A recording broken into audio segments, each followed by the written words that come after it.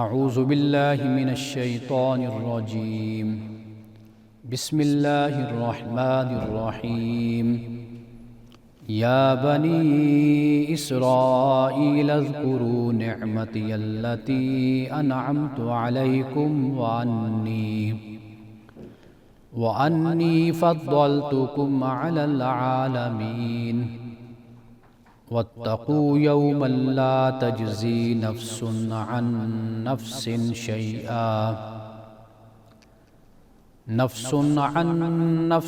شیئا ولا يقبل منها عدل ولا تنفعها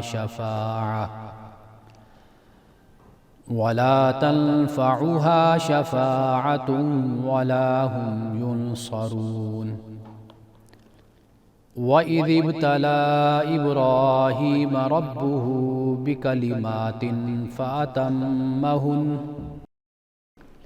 قَالَ إِنِّي جَاعِلُكَ لِلنَّاسِ إِمَامًا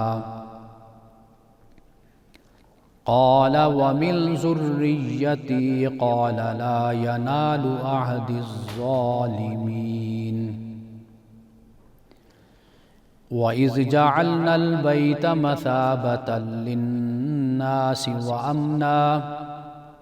وَاتَّخِذُوا مِن مَّقَامِ إِبْرَاهِيمَ مُصَلًّى وَعَهِدْنَا إِلَىٰ إِبْرَاهِيمَ وَإِسْمَاعِيلَ أَن طَهِّرَا بَيْتِيَ لِلطَّائِفِينَ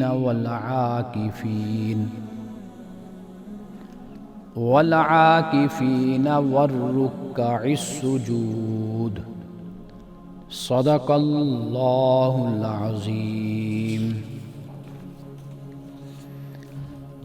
اے بنی اسرائیل،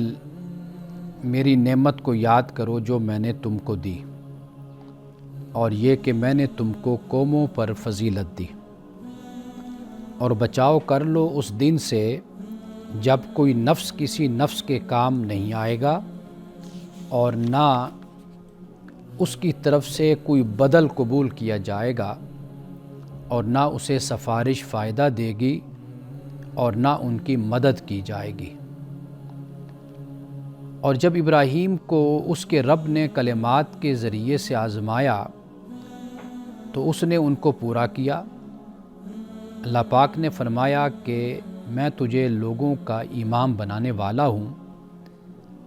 کہا ابراہیم علیہ السلام نے میری اولاد سے، یعنی مجھے تو امام اے اللہ تو نے بنایا ہے، تو کیا میری اولاد سے بھی امام بنیں گے؟ اللہ پاک نے فرمایا کہ میرا وعدہ ظالموں کو نہیں پہنچے گا۔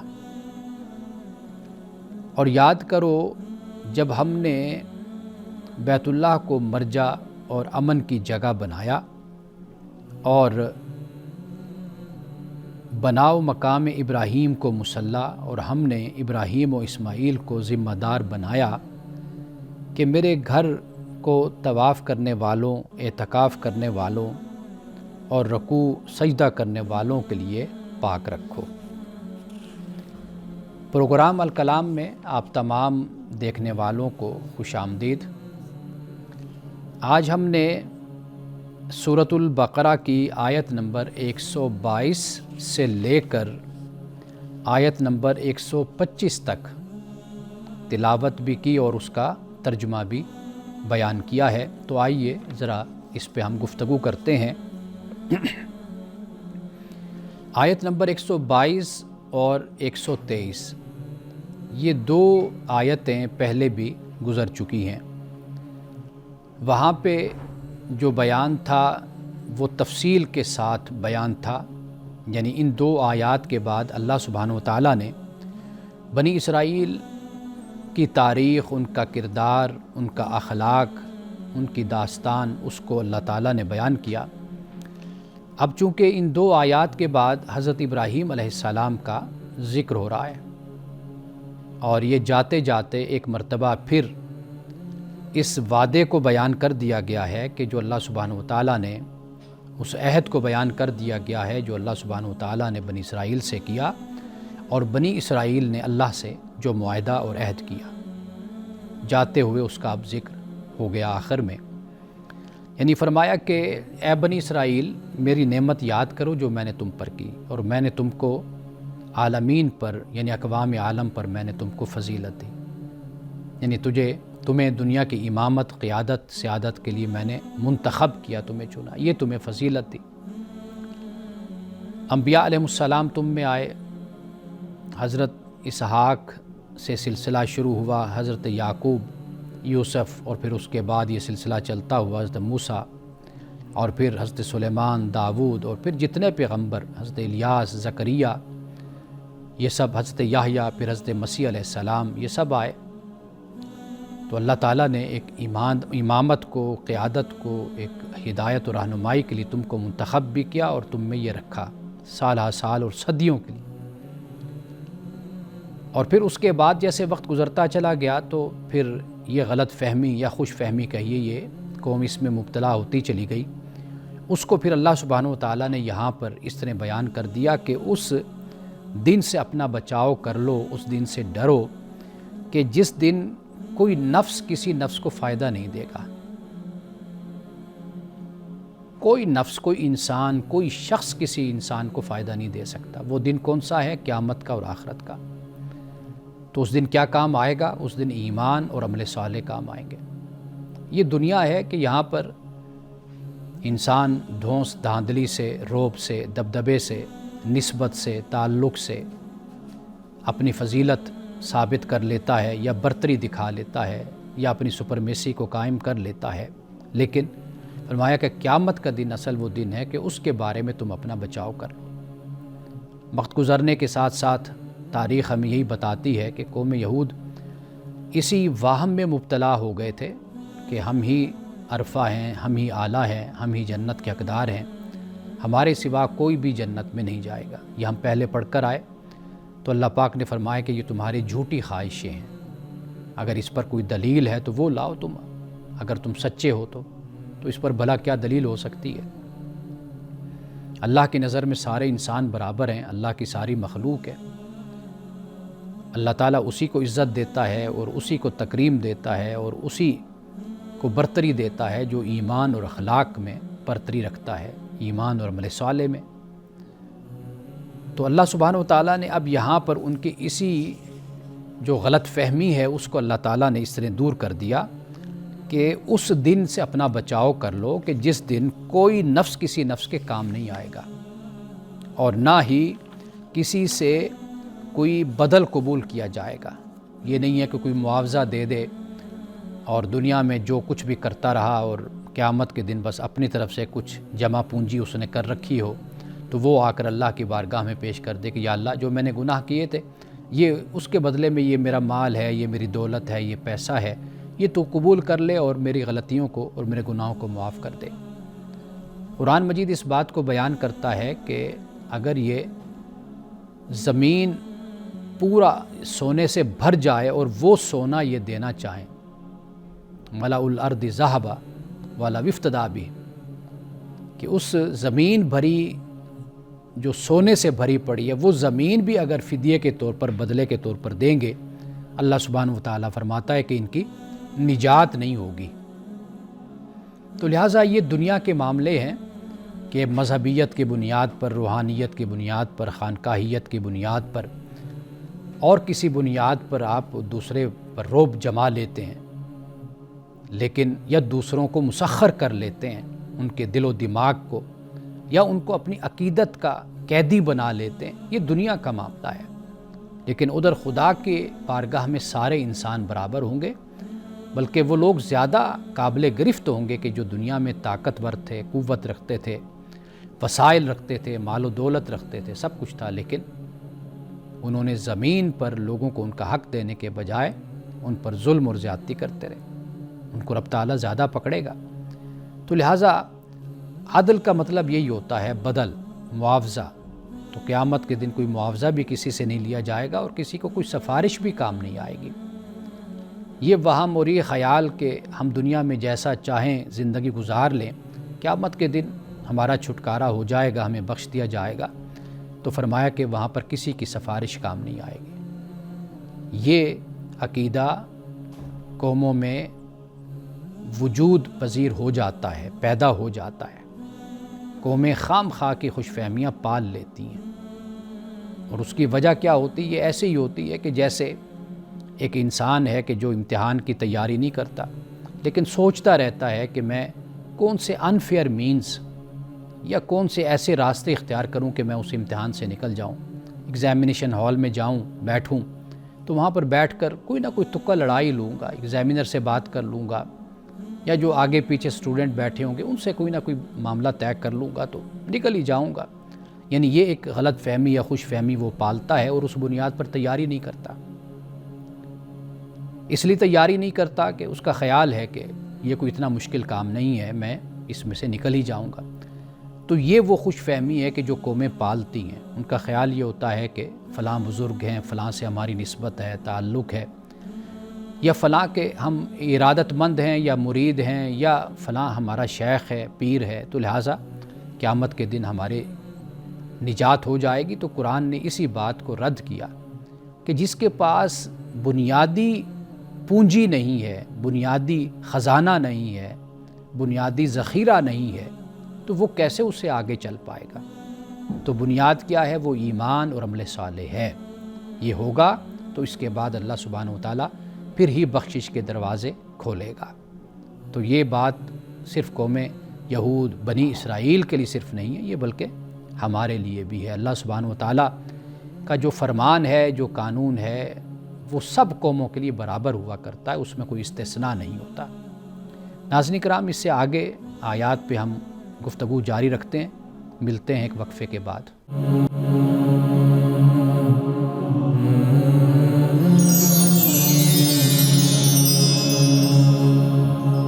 وقفے کے بعد دوبارہ آپ کی خدمت میں حاضر ہیں، اور ہم بات کر رہے تھے پہلے بنی اسرائیل کی۔ 2 آیات بنی اسرائیل کے اسی عہد کو اور نعمتوں کو جو اللہ نے عطا کی وہ دہرایا گیا، اس کو بیان کیا گیا۔ اب اس کے بعد فوراً ہی حضرت ابراہیم علیہ السلام کا ذکر شروع ہوتا ہے۔ تو یہاں پر بنی اسرائیل کے ذکر کا اختتام ہوتا ہے، اگرچہ گائے بگائے مختلف مقامات پر ابھی ذکر چلتا رہے گا، لیکن اب حضرت ابراہیم علیہ السلام کا بیان شروع ہوتا ہے کہ اللہ پاک فرماتا ہے کہ ابراہیم کے رب نے ابراہیم کو کلمات کے ذریعے سے آزمایا۔ اب کلمات یعنی احکام بھی ہیں، اور اگر کلمات کی تفسیر اور تفصیل سمجھنی ہے تو پھر ابراہیم علیہ السلام کی ساری زندگی کا مطالعہ کیجیے۔ یعنی ابراہیم علیہ السلام کی پیدائش کہاں پر ہوئی، اور پھر جیسے جیسے ابراہیم علیہ السلام شعور کی منزلیں طے کرتے گئے، پھر کائنات میں غور و فکر کرنا شروع ہوا۔ آپ نے شروع کیا غور و فکر کرنا،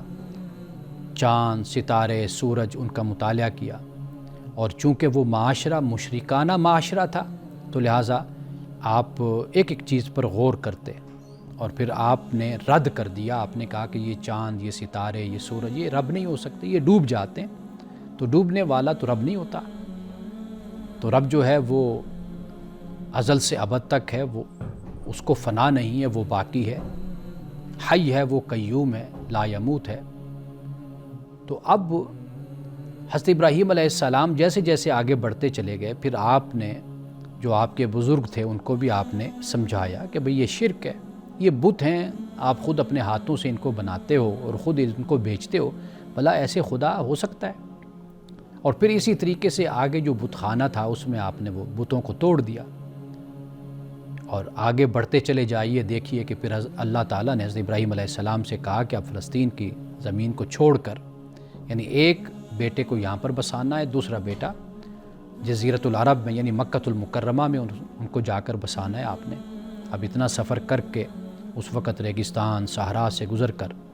آپ اپنے بیٹے کو اور اپنی بیوی کو حضرت حاجرہ کو لے کر مکۃ المکرمہ آئے۔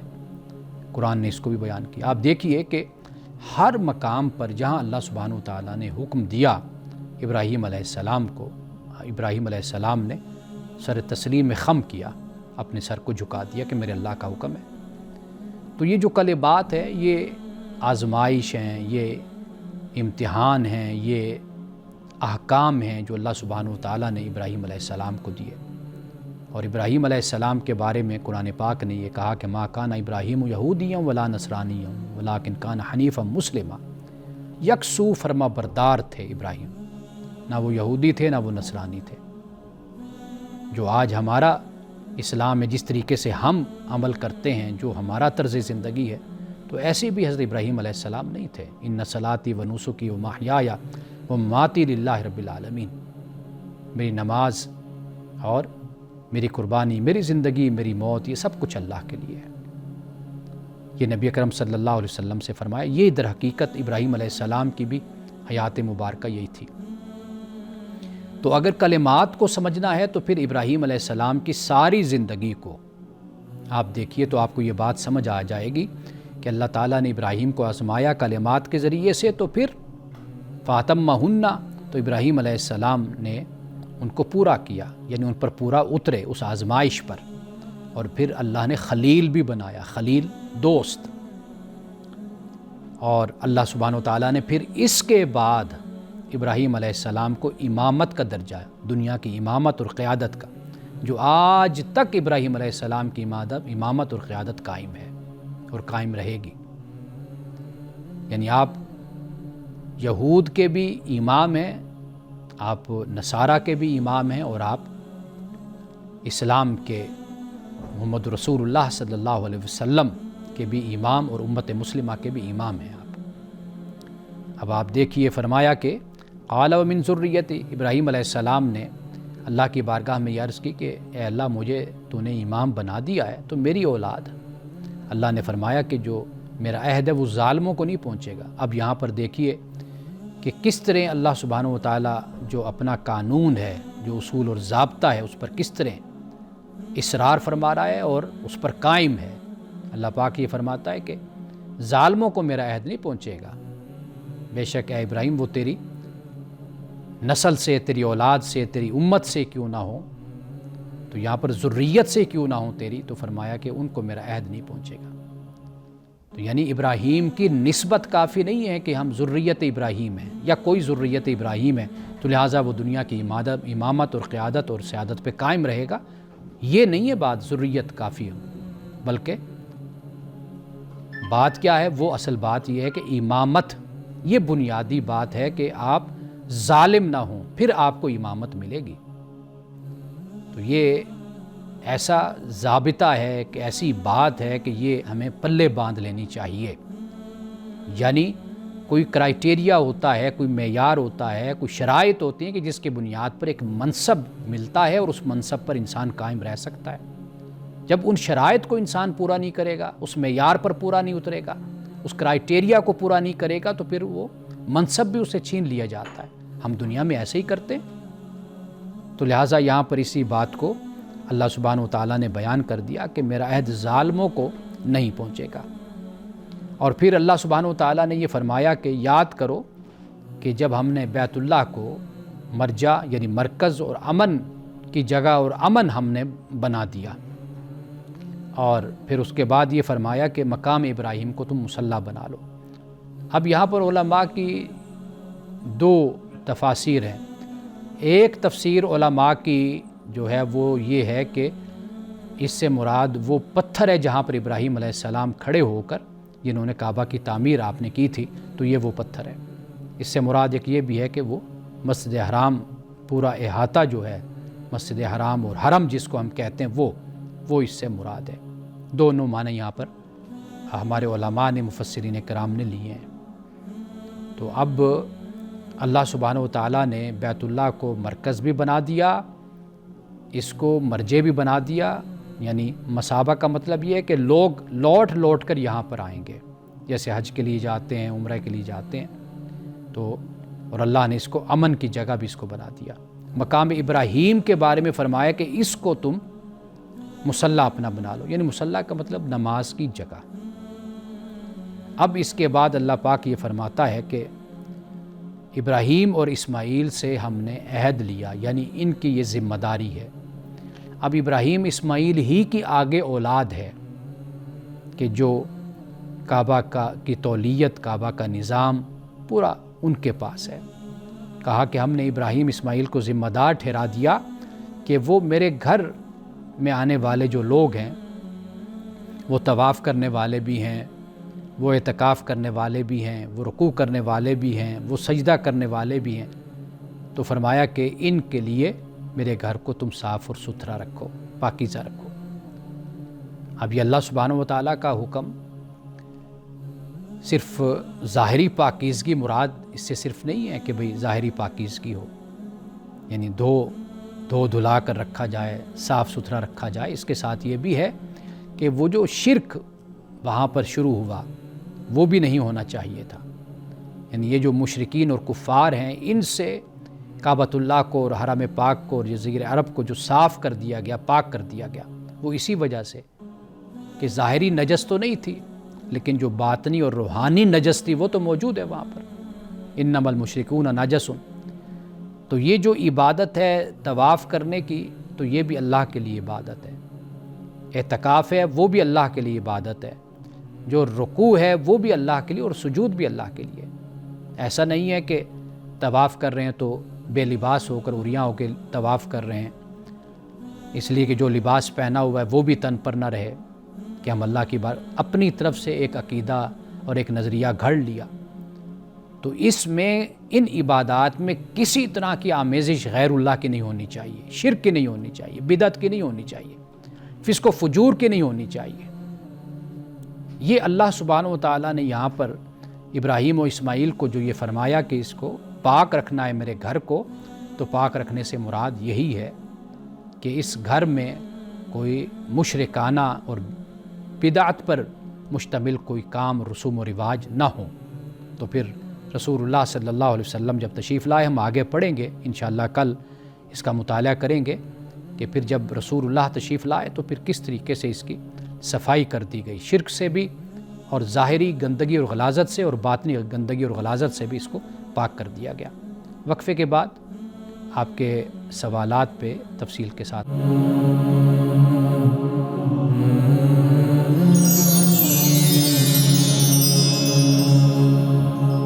وقفے کے بعد دوبارہ آپ کی خدمت میں حاضر ہیں۔ یہ سوال اگرچہ عام طور پر پوچھا بھی جاتا ہے، اور لیکن یہ ہے کہ اس کو سمجھنے کی کوشش کی جاتی ہے بار بار۔ یہ اس لیے پوچھا جاتا ہے، کچھ مشکل سوال بھی ہے وہ یہ ہے کہ جب سب کچھ تقدیر میں لکھا ہے تو پھر عمل کی کیا ضرورت ہے؟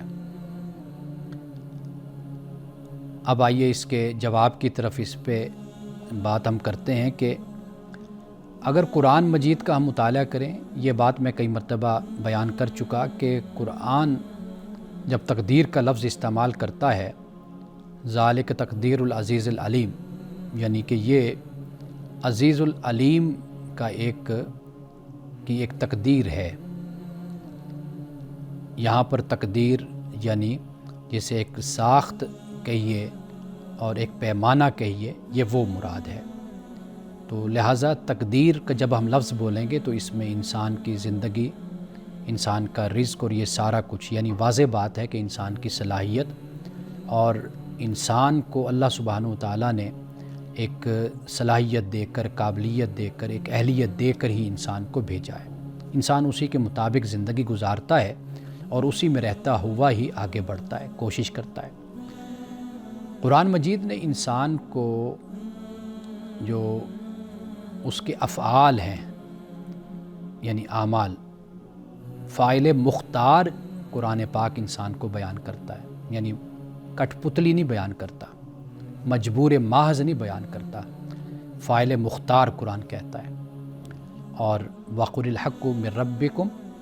فَمَنْ شَاءَ فَلْيُؤْمِنْ وَمَنْ شَاءَ فَلْيَكْفُرْ، کہ حق تمہارے رب کی طرف سے، جو چاہے وہ مومن ہو جائے اور جو چاہے وہ کافر ہو جائے، یعنی یہ انسان کی مرضی ہے۔ قرآن پاک نے اس کو بیان کیا، اِنَّا هَدَيْنَاهُ السَّبِيلَ إِمَّا شَاكِرًا وَإِمَّا كَفُورًا، کہ ہم نے انسان کو دونوں راستے دکھا دیں، وَهَدَيْنَاهُ النَّجْدَيْنِ، مرضی ہے شکر گزار بنے یا ناشکرہ بنے۔ یعنی تقدیر کا جو مطلب ہے وہ یہ نہیں کہ انسان مجبور ہے، بلکہ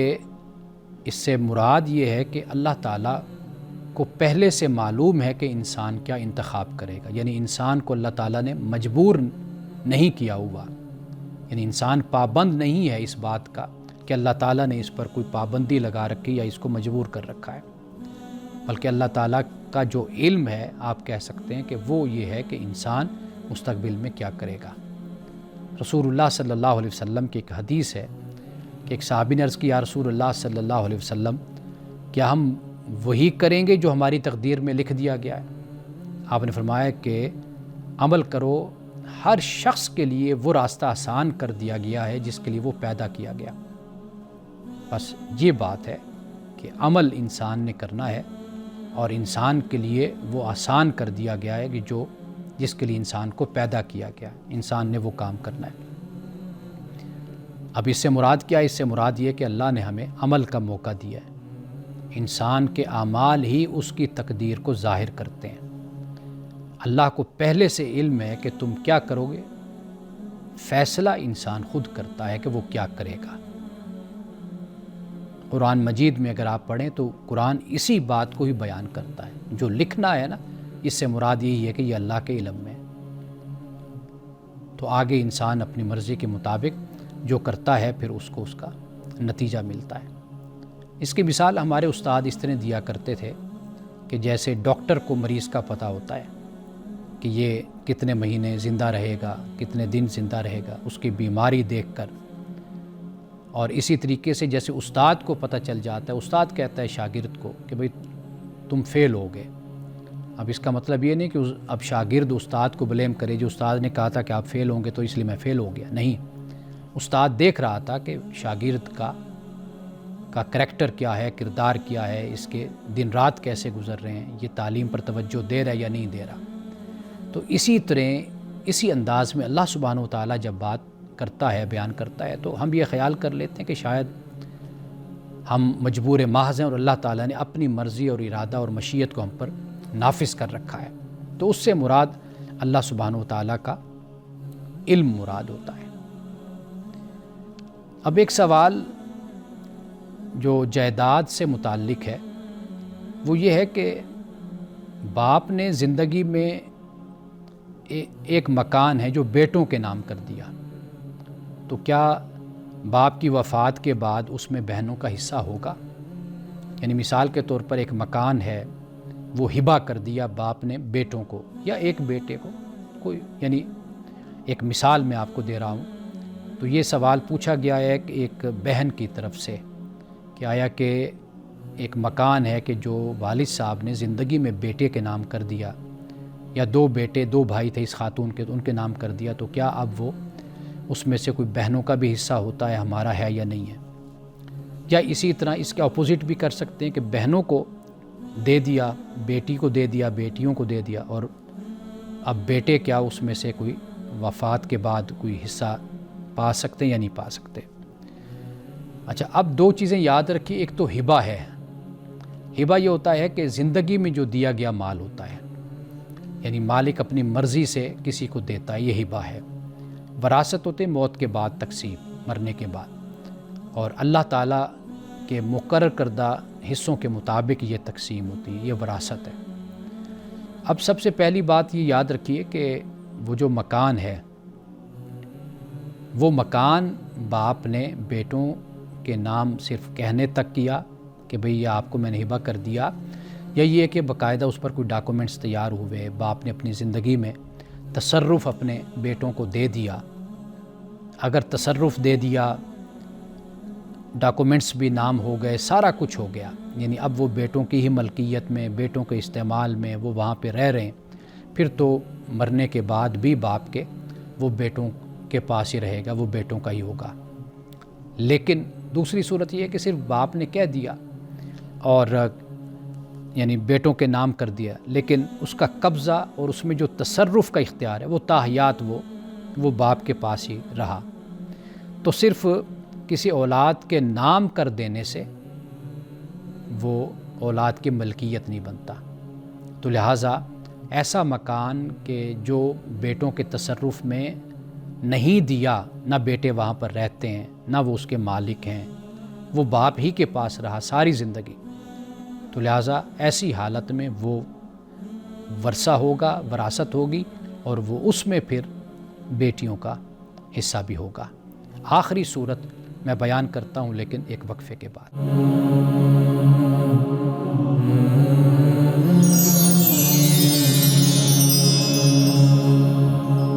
وقفے سے پہلے میں اس سوال پہ بات کر رہا تھا کہ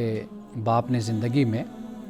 اپنے بیٹے کو یا بیٹوں کو یا بیٹی یا بیٹیوں میں سے کسی کو مکان تھا وہ ہبہ کر دیا، زندگی میں دے دیا، گفٹ کر دیا، تو آیا کہ اس مکان میں باپ کی وفات کے بعد بقیہ اولاد کا بھی کوئی حصہ ہوگا یا نہیں ہوگا؟ تو میں یہ عرض کر رہا تھا کہ اس مکان میں اگر باپ نے صرف نام نہیں کیا بلکہ تصرف بھی اپنے ان بچوں کو دے دیا، یعنی استعمال بھی، تصرف بھی، اختیار بھی، رہنا بھی، سب کچھ، تو پھر تو وہ ہبہ ہو گیا۔ اب اس میں سے بعد از وفات کسی اولاد کا حق نہیں ہوگا، صرف اسی کا وہ حق ہے جس کو ہبہ کیا اور جو رہ رہی ہے اور جو اس کی ملکیت میں ہے۔ ہاں، دوسری صورت یہ بنتی ہے کہ ہبہ کیا، نام بھی کر دیا، لیکن تاحیات اپنے تصرف میں رکھا، اپنے پاس رکھا، تو یہ پھر وراثت ہوگی۔ والد کی وفات کے بعد پھر جو اللہ کا حکم ہے اس کے مطابق اس کو تقسیم کیا جائے گا۔ جو صورت میں بیان کر رہا تھا میں اس پہ بعد میں آتا ہوں، لیکن ایک اور پہلو اس پہ بھی ہم بات کر لیتے ہیں، وہ یہ کہ صرف مکان ہی وہی ہے، اب اس کی کیا صورت بنتی ہے؟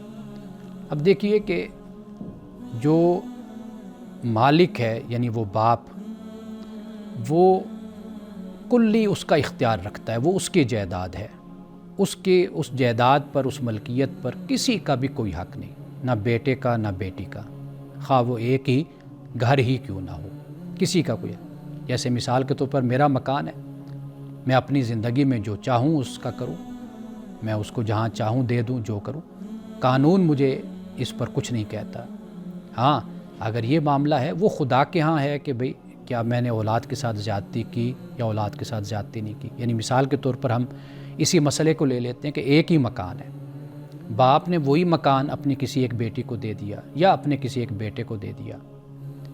اب وہ مالک ہے، وہ اپنی زندگی میں با اختیار ہے، وہ جس کو چاہے دے دے، تو اس سے کوئی پوچھ گچھ، کوئی سوال نہیں ہو سکتا۔ ہاں، اخلاقی طور پر آپ یہ کہہ سکتے ہیں کہ بھی دوسرے بچوں کا بھی خیال رکھنا چاہیے تھا باپ کو، لیکن زندگی میں باپ کی جائیداد پر نہ بیٹے کا کوئی حق ہے نہ بیٹی کا کوئی حق ہے۔ وہ چاہے کسی، جیسے ہم محاورے میں کہتے ہیں، کالے چور کو اٹھا کر دے دے تو وہ دے سکتا ہے، اس کا مالک ہے۔ جس طرح اس نے کمایا ہے، اولاد بھی کمائے، محنت کرے۔ ہاں، جب وہ وفات پا جاتا ہے تو پھر اس کے بعد اگر وہ مکان آزاد ہے، یعنی اس نے زندگی میں نہ کسی کو دیا نہ کسی کے تصرف میں دیا، کچھ بھی نہیں، ہاں اس صورت میں وہ مکان بعد میں پھر وراثت کے مطابق تقسیم کیا جائے گا۔ اب جو میں آخر میں ایک مثال کے ساتھ بات کر رہا تھا کہ یہ جن کی ہم بات کر رہے ہیں یہ بالغ ہیں، عاقل ہیں، ممکن ہے شادی شدہ بھی ہوں، غیر شادی شدہ ہوں، اور آخری جو بات ہے جو میں عرض کرنا چاہتا ہوں جو اس سے جدا ہے، وہ یہ ہے کہ اگر نابالغ اولاد ہے، یہ ذرا توجہ سے سمجھ لیجئے کہ نابالغ اولاد کو مکان ہبہ کیا، باپ نے گفٹ کیا تھا، اور وہ بچوں کی طرف سے والد نے اپنے پاس ہی رکھا ہو، تو تب بھی مکان جو ہے نا یہ اسی نابالغ اولاد کا ہی ہوگا باپ کی وفات کے بعد۔ یعنی باپ نے پہلی جو میں نے بات کی تھی اس میں اولاد بالغ ہے، باپ نے ان کو ہبہ تو کیا لیکن تصرف نہیں دیا، تو لہٰذا وہ ہبہ نہیں ہوا، ہبہ مکمل نہیں ہوا، تو لہٰذا وہ وراثت میں شمار ہوگا اور اس کی تقسیم وراثت کے مطابق ہوگی۔ جہاں اولاد نابالغ ہے، باپ نے نابالغ اولاد کو ہبہ کیا، واضح بات ہے وہ نابالغ ہے، اس کے تصرف میں نہیں جا سکتا تھا، تو مکان باپ نے اپنے پاس رکھا، اب ہبہ ہو گیا، سارا کچھ ہو گیا، نام بھی لگ گیا، اب جب باپ وفات پائے گا تو وہ مکان نابالغ اولاد ہی کو ملے گا، یعنی اب اس میں وراثت کو تقسیم نہیں کیا جائے گا۔ تو یہ مسئلہ چونکہ ہمارے معاشرے میں بہت زیادہ ڈسکس بھی ہوتا ہے اور اس طرح کے سوالات آتے ہیں، جو سب سے اہم بات ہے نا ناظرین اکرام، وہ یہ ہے کہ جس کی ملکیت ہے وہ اس کو کلی اختیار ہے، بس اتنی بات ہے۔ قانونی طور پر. ہاں بچوں کا خیال کرنا یہ پھر اگر انصاف کرنے والا شخص کوئی ہوتا ہے تو وہ دیکھتا ہے. کئی دفعہ ایسا بھی ہوتا ہے کہ ہبہ کرنے کا مقصد کسی ایسے بچے کے لیے ہوتا ہے کہ جو سب سے زیادہ معاشی طور پر کمزور ہوتا ہے, باقی بچے ٹھیک ہوتے ہیں. کئی دفعہ بیٹیاں بہت اچھے گھرانوں میں ہوتی ہیں, کھاتے پیتے مالدار گھرانوں میں ہوتی ہیں, تو وہ اس در سے بھی بے فکری ہوتی ہے. اور کئی بچے بھی مالدار ہوتے ہیں, کماتے ہیں, اپنا کاروبار ہوتا ہے. کوئی بچہ ایسا ہوتا ہے کہ جو ماں باپ کو نظر آتا ہے کمزور ہے معاشی طور پر, یا یہ مستقبل میں اپنا معاملات نہیں چلا سکے گا, تو وہ اس کے لیے کوئی ہبہ کر دیتے ہیں. لہٰذا یہ ہبہ یہ ان کی نیت پر ہے اور ان کا اور ان کے خدا کا معاملہ ہے. یہ جو ہمارے ہاں اولاد جس طریقے سے والدین کی مخالف ہو جاتی ہے اور ان کے خلاف ایکشن لینا شروع کر دیتی ہے کہ دیکھیں جی یہ ہمارے باپ ہے, ہماری ماں ہے, ہمیں کچھ نہیں دیتی, تو یہ رویہ نامناسب ہوتا ہے. باپ نے محنت کی اور وہ یہاں تک پہنچا, محنت کا میدان آپ کے لیے بھی کھلا ہے, آپ بھی محنت کیجیے, آگے بڑھیے. ہاں اگر کسی طرح کی ناانصافی اولاد کے لیے ہوتی تو وہ خدا کی بارگاہ میں باپ اس کا جواب دے گا, اللہ اس سے پوچھے گا اگر اس نے کوئی ناانصافی کی ہے. تو یہ بنیادی بات ہے جو ہم لوگوں کو سمجھ لینی چاہیے. جب اولاد بالغ ہو جاتی ہے تو میں نے یہ دیکھا ہے کہ اولاد بالغ ہو کر ہر معاملے میں اپنی مرضی کرے گی, ہر معاملے میں نہ ماں باپ سے پوچھے گی, نہ مشورہ کرے گی, ہر طرح کے کاموں میں. لیکن جب معاشی مسئلہ ہوگا وہ سارا بوجھ اپنے ماں باپ پہ ڈال دے گی. تو اس طریقے سے بھی ذرا جائزہ لینا چاہیے کہ اگر ہم اپنی مرضی کرتے ہیں تو پھر یا تو ہمیں اپنے گھر کے ایک نظم کو فالو کرنا چاہیے, اگر ہم اس کو فالو نہیں کرنا چاہتے تو پھر کلی طور پر انڈیپینڈنٹلی پھر اپنے وسائل بھی پیدا کریں تاکہ اپنی تعلیم, اپنا معاش, اپنا نظام پھر خود چلانے کے قابل بن جائیں یا پھر اس طرف آ جائیں. تو یہ ہمارے معاشرے میں کچھ خرابیاں ہیں. تو اللہ سبحانہ و تعالی ہمیں ان باتوں کو سمجھنے کی توفیق عطا فرمائے. انہی الفاظ کے ساتھ آج کے پروگرام سے میں اجازت چاہوں گا. کل انشاءاللہ آپ سے ملاقات ہوگی. السلام علیکم ورحمۃ اللہ وبرکاتہ.